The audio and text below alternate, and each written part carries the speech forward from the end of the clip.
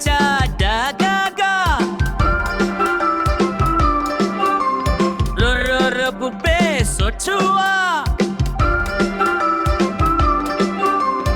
arfin siracha lulisa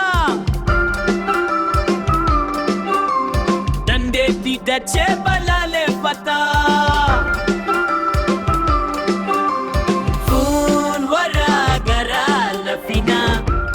Angola fihidinya gara-gara hulfina sidinna dolcina Gaddafi puna biya ilma biya hegere harka balkabane ada kisa waltum sinagara futura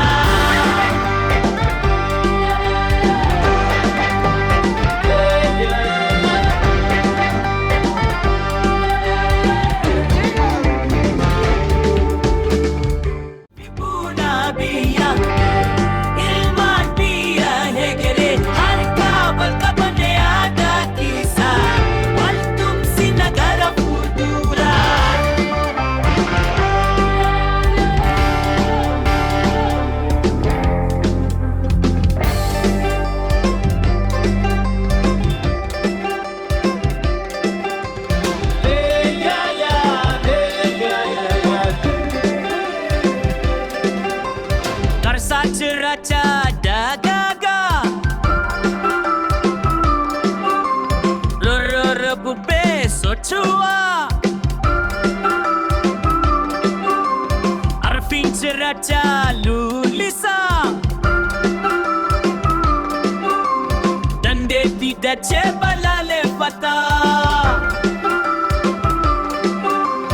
fun wara gara lafina Angola fihidinya gara-gara hulfina sidinna dolcina Gaddafi puna biya ilma biya hegere harka balkabane ada kisa waltum sinagara futura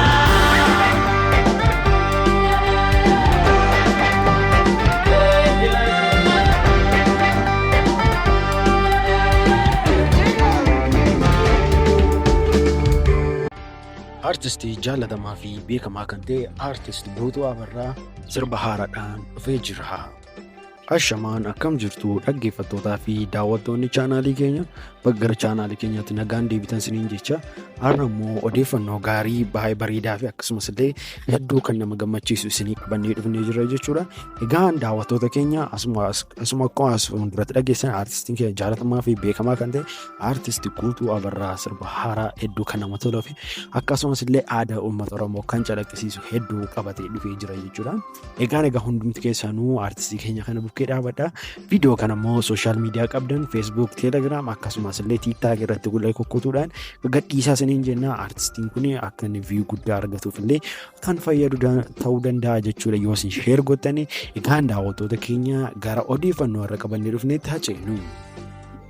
Akkuma dhageessan egaa artistiin keenya jaalatamaa fi beekamaa kan ta'e artist Gutu Abarraa sirba isaa bareedaa fi akkasumas illee uummata bukkeetti baay'ee kan beekamudha jechuudha. Artistiin kun akkuma beekamu gaa ammoo sirba bareedaa hedduu kan namatti tolu keessumayyuu albama guutuudhaan dhufaa jira jechuudha. Artistiin keenya kun mee akkamittiin simatu siniin jecha warroonni artistiin keenya kun akka inni dafee dhufu barbaadan koomentii jalatti lakkoofsa 2 barreessuun dagatinaa siniin jenna.